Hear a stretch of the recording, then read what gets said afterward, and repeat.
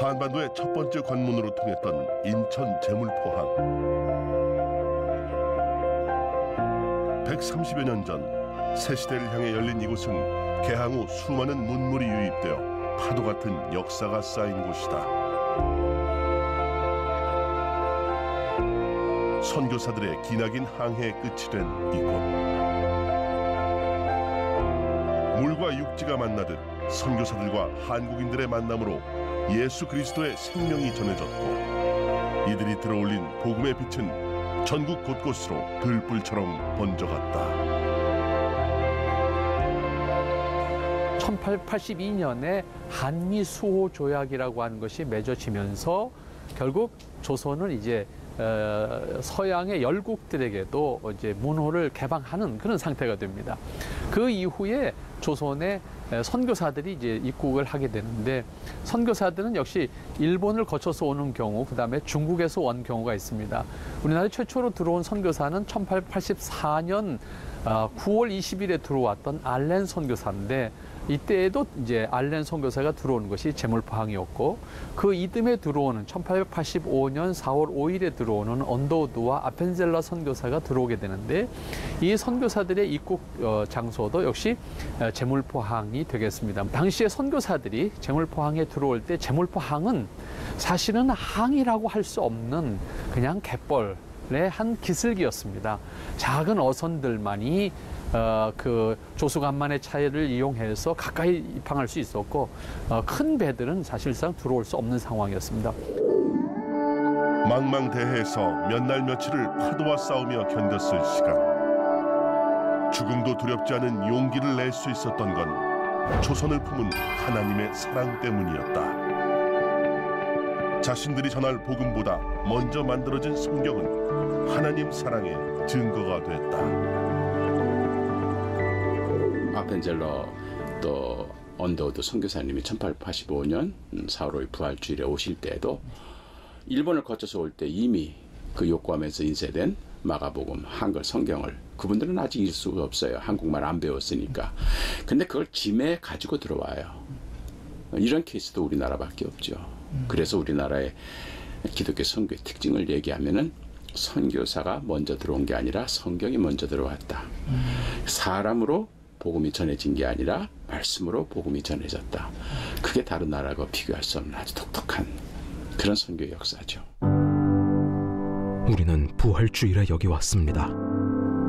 이날에 죽음의 철장을 부수신 주님께서 이 백성을 얽매고 있는 줄을 끊으시고 그들로 하나님의 자녀들이 얻는 빛과 자유를 누리게 하소서.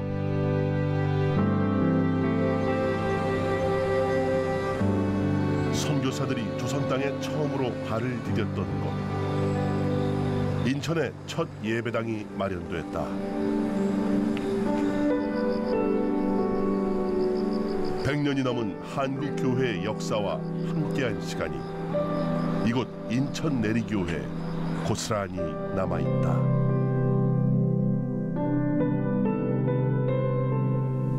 아펜젤라 선교사가 1885년에 우리나라에 이제 들어오게 되는데, 인천에 들어와서 인천에 정착한 것은 아니지만은 이제 서울로 올라가게 되지만은, 아펜젤라 선교사는 이곳에 잠시 머무는 동안에 이곳 사람들과 함께 이제 예배를 드리게 됩니다. 그것이 이제 내리교회 역사에 있어서는 내리교회 역사의 출발점이다, 이렇게 이제 보고 있습니다. 그래서 오늘날까지 이제 그 역사를 계승하고 있는데, 내리교회는 실제적으로 경기 서부 지역, 그리고 당시로 말하면 사실상 감리교회의 중심이 되는 교회로서의 역할을 하게 됩니다. 그래서 그 내리교회가 성장을 하면서 초기에 많은 이제 그 일꾼들이 양성이 되기도 했고, 또 실제적으로 많은 교회를 개척을 해나가는 일꾼들이 이제 이 교회를 통해서 나오게 됐고,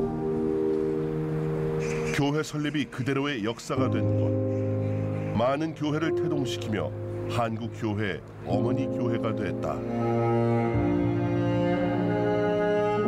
백성들을 향한 복음 전파를 위해 수많은 기도가 쌓였을 예배당. 날마다 바라보았던 십자가와 함께 생명의 역사가 시작된 내리교회.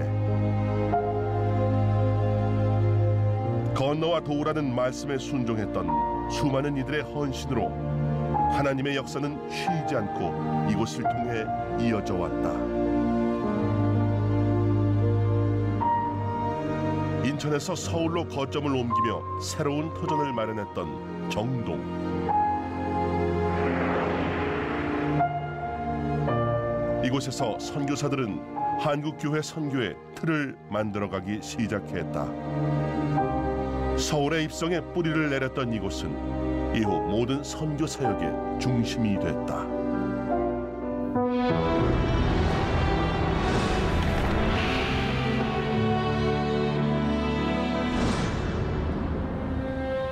정동에 도착한 선교사들이 가장 먼저 착수한 것은 의료 사역. 당시 낙후된 이 땅의 의료 환경은 실로 처참한 수준이었다. 이러한 상황에서 선교사들은 의료 선교를 위한 구심점이 필요하게 되었고 1884년 알렌 선교사가 갑신정변 때 부상당한 민영익을 치료하며 고종 황실로부터 신임을 받았다. 이를 계기로 이듬해 우리나라 첫 근대식 병원인 광해원이 설립될 수 있었다. 한국 의료사에서 선교사의 역할은 아주 절대적이었습니다. 최초의 광해원을 선교사들이 설립을 했고 이것을 통해 가지고 한국 최초의 서양 의술이 들어온 겁니다. 근데 의술이 들어온 게 특별한 게 뭐냐면은 그 의술을 통해 가지고 소외받은 가난한 계층에 대한 혜택이었습니다. 전에는 양반들은 뭐 비싼 치료를 받을 수 있었지만 민초들은 의료 혜택이 전혀 없었을 때 서양 의술이 들어와서 죽어가는 민초들에게 희망을 줬던 것이 선교의 시초가 아닌가 이렇게 생각을 합니다. 1884년 이제 고종 황제가 이제 우리도 개방을 해야 되겠다 생각을 하고 마침 이제 6월 24일 한국을 방문한 서울을 방문한 일본 주재 감리교 선교사 맥클레이라는 분이 있었어요. 그분이 이제 그때 마침 외교 업무를 관장하는 분이 김옥균 선생이었어요. 그러니까 김옥균 선생님이 개업하니까. 그래서 김옥균 선생의 도움을 받아가지고 고종 황제로부터 미국 선교사들이 들어와서 활동할 수 있는 허가를 받아요. 근데 두 가지를 제안해요. 학교하고 병원. 아직 종교는 아니에요. 기독교는 아니에요. 그래서 학교하고 병원은 일본이나 중국이나 다른 나라도 봐보면은 선교사 들어가서 학교하고 병원 하거든요. 그래서 우리나라도 그건 해야 되겠다. 그래서 이제 맥클레이 선교사한테 학교하고 병원을 할 수 있는 선교사를 받아들이겠다. 그래서 그 이듬해 이제 알렌 의사예요. 헤론 의사예요. 장로교. 언더우드 학교할 분이에요. 아펜젤로 학교할 분이에요. 스크랜턴 의사예요. 어머니 스크랜턴 여학교할 분이에요. 그래서 초기 선교사들은 철저하게 학교하고 병원할 사람들로 선발이 되는 거예요.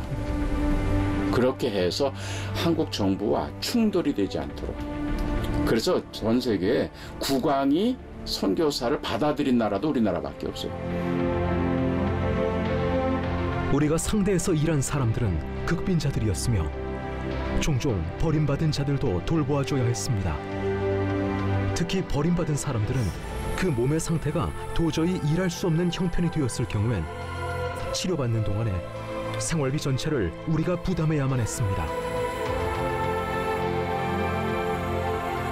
약 한 번 쓸 수 없이 죽어가던 이들이 선교사들의 도움으로 생명을 얻게 되면서 이들을 향한 신뢰도 커져갔다.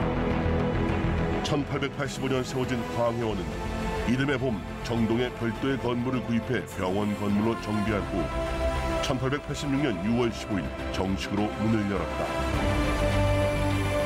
스크랜턴 선교사의 보고에 의하면 초기 의료 사역은 8개월 만에 500명이 넘는 환자를 돌보며 동시에 하나님의 사랑을 전하는 믿음의 장소로서 놀라운 역사를 이루었다. 그 선교 병원이 시작되면서 바로 선교사들은 굉장히 어려움이 부딪히게 되는데 그게 뭐냐면요. 의사가 의사 혼자서 모든 일을 할 수 있는 게 아니잖아요. 오늘 말로 하면 간호사가 있어야 되는 것이고 뭔가 병원을 운영하려고 그러면 거기에 다양한 일꾼들이 필요한데 그게 아무것도 없는 상태에서 병원을 해야 되는 거니까 사실은 우리나라의 의료 기술을 내지는 의학 기술을 가르치는 데 있어서 그 출발점 역시 선교 병원들이 될 수밖에 없었어요.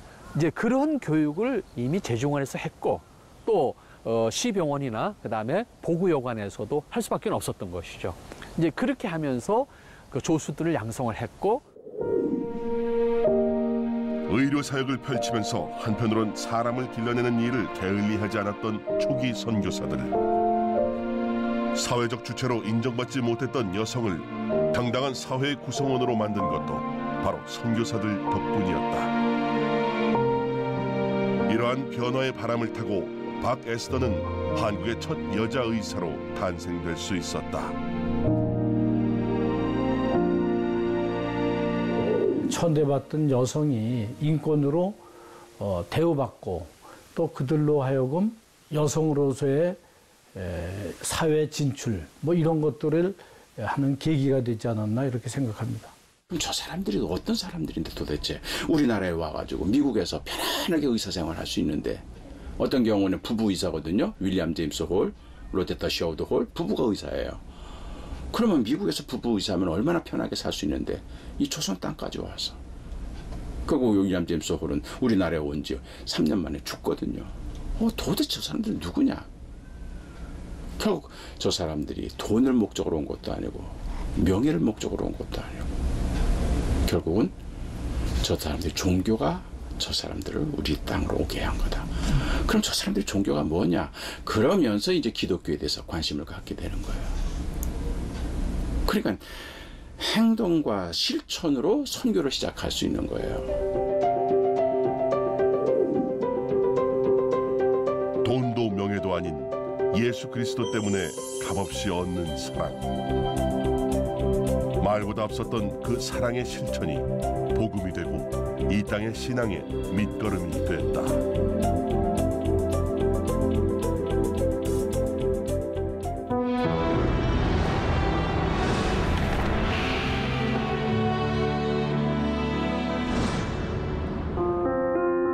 정동의 한옥을 구입한 언더우드 선교사는 고아원 형태로 교육사역을 시작했다.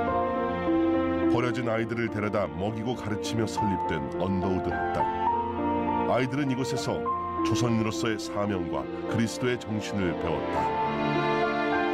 언더우드 학당은 이후 예수교 학당, 민노아 학당이라는 이름을 거쳐 1905년 경신학교로 발전했고, 이것은 장차 민족의 지도자를 양성하는 요람이 됐다.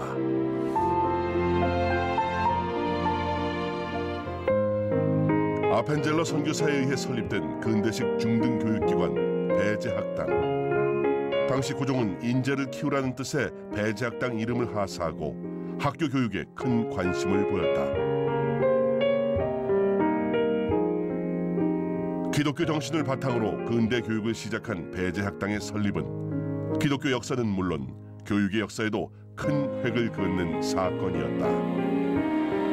배제학당은 우리나라 근대사에서 또 선교 역사에서 매우 중요한 의미를 가지고 있는데, 그 가운데 가장 중요한 것은 우리나라 근대교육의 출발점이라고 하는 점에서 배제학당의 의미가 있고, 또 그것은 선교사들에 의해서 조선 말기에 이제 근대교육의 시작이라고 하는 의미도 있다고 생각할 수 있겠고, 또 하나는 근대교육의 시작점에서 이 배대학장 출신들이 우리나라 근대화에, 그리고 우리나라 독립운동에, 그래서 그런 의미에서 민족 지도자 혹은 사회 지도자들로서 크게 이제 활동을 했다는 점에서 단순한 어떤 학교 하나의 역사를 바라보기보다는 우리 근대사 전체를 바라볼 수 있는 출발점이 배제학당이 아닌가, 그런 생각을 해본다고 하면 단순히 선교사들에 의해서 시작된 새로운 학교다라고 하는 차원이 아니라 우리 근대사의 전환점을 만들어주는 그러한 큰 역할을 한 학교다. 한국교회 초기 선교사들이 세운 기독교 사립학교들의 공헌을 강조하지 않을 수가 없습니다. 교육은 사람을 변화시키는 가장 큰 힘이기 때문이죠. 동시에 글을 읽게 될 수 있게 되면서 성경을 읽게 되고, 동시에 복음이 빠르게 전파될 수 있었습니다. 오늘 나는 우리 집에서 한국 최초 감리교 신자에게 세례를 베풀었는데, 이름은 박중상, 배제학당에서 공부하는 학생입니다. 이것은 이곳에서 우리 사업의 시작입니다. 나는 그를 온전히 여호와의 손에 맡겼습니다. 그 그곳에서만 오직 그가 안전하기 때문입니다. 많은 사람들이 우리 교회에 불어나게 하소서. 그는 약속의 사람입니다. 교육을 통해 희망을 얻게 되고 신앙으로 새 세상을 만나게 된 사람들. 이들로 인해 선교사들은 포기할 수 없는 비전을 품게 됐다.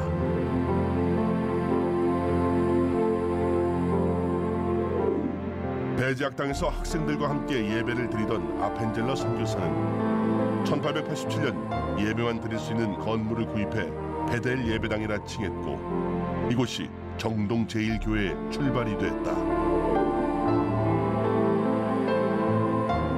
정동 제1교회는 복음이 확장되는 위대한 구심점이 되어 서울 이외에 평양, 의주, 원산, 부산 등으로 복음을 전파하는 전초 기지가 됐다.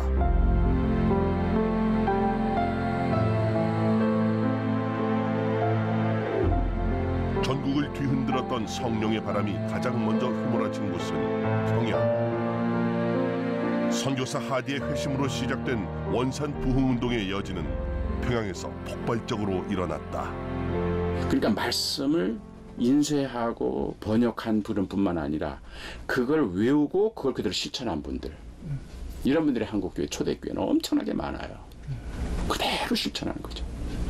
그러니까 그 모습을 보고 믿지 않는 사람들이, 누가 자기 재산을 그렇게 가난한 사람 나눠주는데 누가 있어요? 저 사람 미친 사람 아니냐? 근데 알고 봤더니 이렇게 선행이에요. 그 근거가 뭐냐? 성경이라는 얘기예요.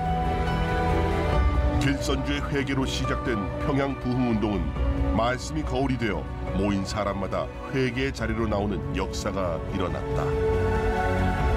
그들을 변화시키고 양심을 회복하게 만들었던 힘, 그건 바로 성경이었고 말씀에 따라 새로운 영적 질서가 만들어져 갔다. 평양 대부흥 운동 이후에 성도들의 삶에 많은 변화가 있었다. 이렇게 생각하는 게 훨씬 더 중요한 일입니다.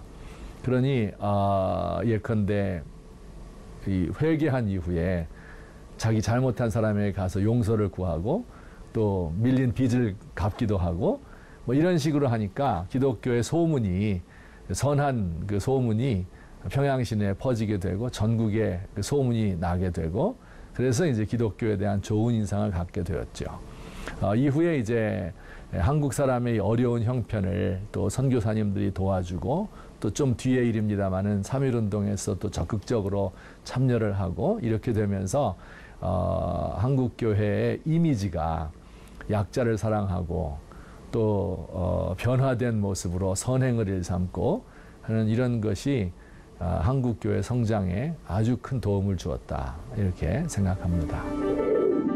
정직한 삶으로 약자를 돌보며 베풀고 사랑을 실천하는 삶을 그대로 살면서 초기 한국교회 성도들은 자연스럽게 사회 지도력을 갖게 됐다. 이러한 리더십은 국가의 위기 때 더욱 빛을 발했다.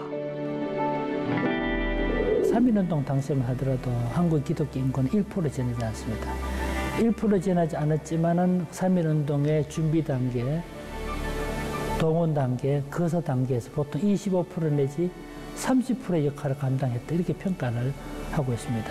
거사 만성운동이 일어났던 곳을 다 표시해보면 교회가 있는 곳이라든가 기독교가 강한 곳이었습니다. 이런 것을 보면 이 당시 초기 한국인들이 비록 숫자적은 적어도 기독교에는 정체성이 분명했다는 생각이 들고, 그 당시 애국에 대한, 나라에 대한 사랑, 이런 사랑이 많이 컸다는 생각을 합니다. 초기 한국 기독교인들이 처했던 상황을 가만히 살펴보면 그 당시 정치적 상황이 매우 불리하지 않았습니까? 정말 기대를 얻는 하나님뿐이었습니다. 우리가 소망을 뚫고서 오직 하나님뿐입니다. 그런 기록이 나옵니다. 이것을 볼 때 진짜 이 땅에 두 발을 딛고 살지만 하나님 나라에 대한 소망을 가지고 기독교인에는 분명히 정체성을 가지고 살았기 때문에 그런 영향을 끼치지 않았을까, 그런 생각이 듭니다. 이 땅에 복음의 씨앗이 뿌려진 지 130여 년. 낯설고 멀었던 동양의 작은 땅에 온전히 믿음과 순종만으로 예수님의 사랑을 실천하기 위해 찾았던 선교사들.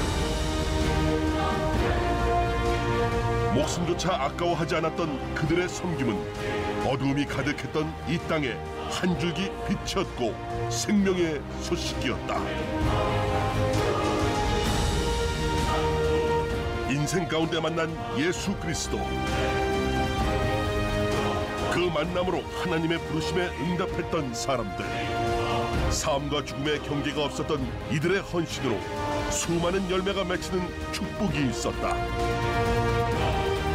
믿음으로 떠나고 헌신했던 선교사들의 삶처럼 지금도 예수를 만난 사람들로 인해 그 믿음의 계보는 이 땅 가운데 이어지고 있다.